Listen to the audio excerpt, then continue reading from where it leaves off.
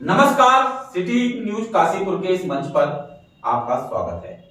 मैं विकास गुप्ता एक बार फिर आपके सामने हूं और आज मेरे साथ मौजूद हैं कांग्रेस की वरिष्ठ नेत्री डॉक्टर दीपिका गुड़िया आत्रे जी। परिचय का मुहताज नहीं है ये। दीदी नमस्ते। जैसे आपने कहा था ना कि अब खुल के बात होगी, आप मुझे विकास कहोगी, मैं आपको दीदी कहूंगा, तो मैं आज शुरुआत ही दीदी से कर देता हूं।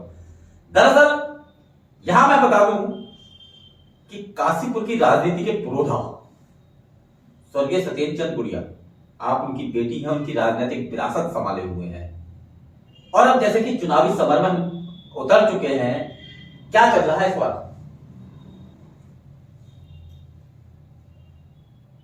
देखिए, इस बार क्या है, परिवर्तन की लहर है। जनता परिवर्तन चाहती है और जनता जो भावनात्मक मुद्दे हैं उनको समझ चुकी है और अब पूरी तरह से प्रगति और विकास चाहती है। प्रदेश में भी और काशीपुर में भी पूरी तरह से कांग्रेस के पक्ष में हवा बह रही है और एक कांग्रेसी होने के नाते, कार्यकर्ता होने के नाते और उससे पहले एक नागरिक और मतदाता होने के नाते मैं जो देख पा रही हूँ, मुझे लग रहा है कि इस बार पूरी तरह से कांग्रेस की सरकार भी प्रदेश में बनने जा रही है और निस्संदेह काशीपुर में भी कांग्रेस के ही विधायक बनेगी। आप तो लगातार प्रचार कर रही हैं, जगह जगह जा रही हैं, मैं देख रहा हूं। किस तरह का रुझान दिख रहा है जनता का?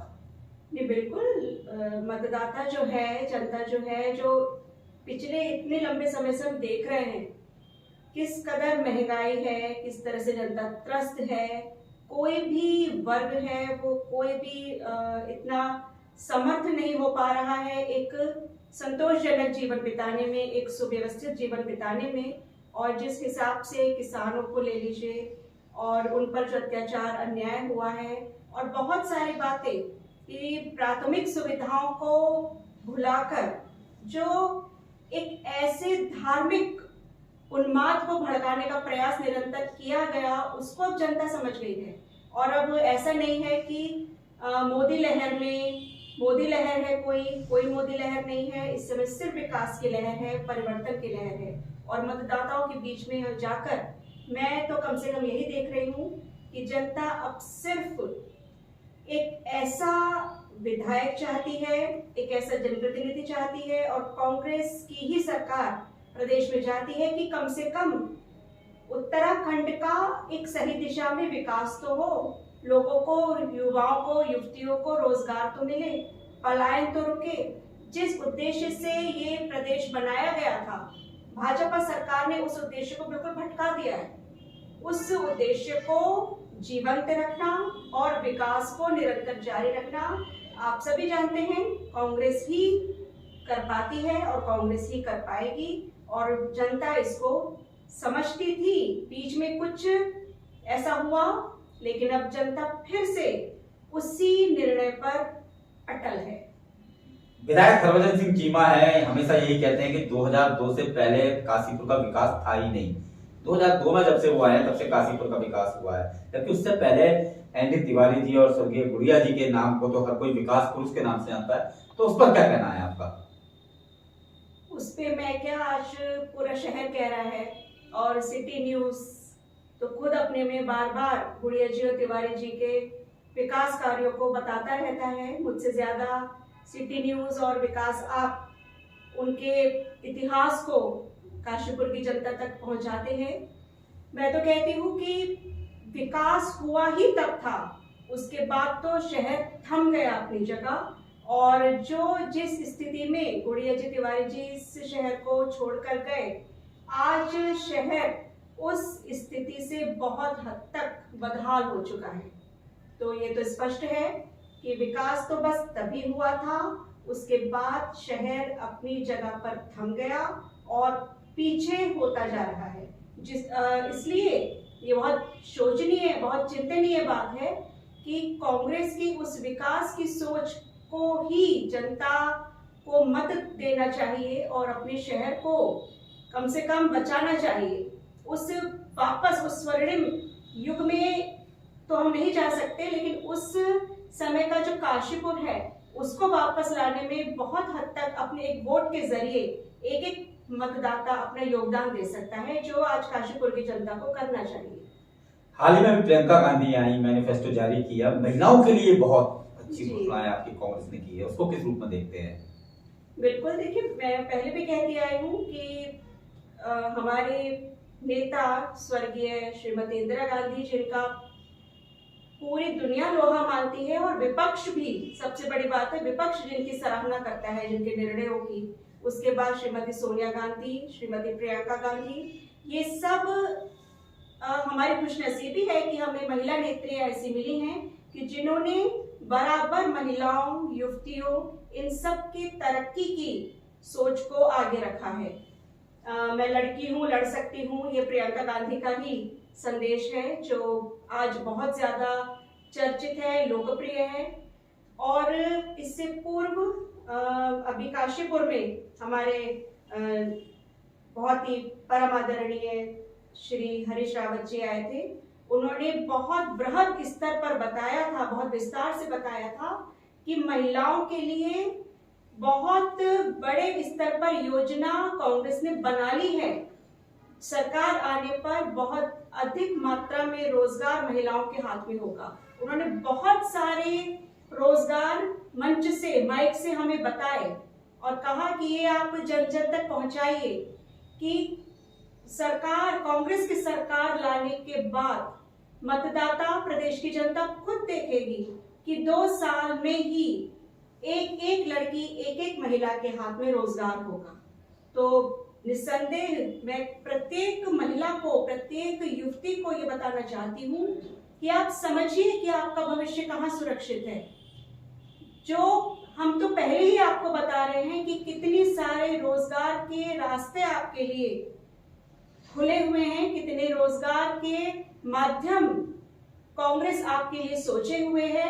बस आपको अपना विश्वास उस पर बनाना है और अपना वोट लाकर सरकार को फॉर्म करवाना है ताकि आपका भविष्य सुरक्षित हो। और कांग्रेस को एक मौका दीजिए।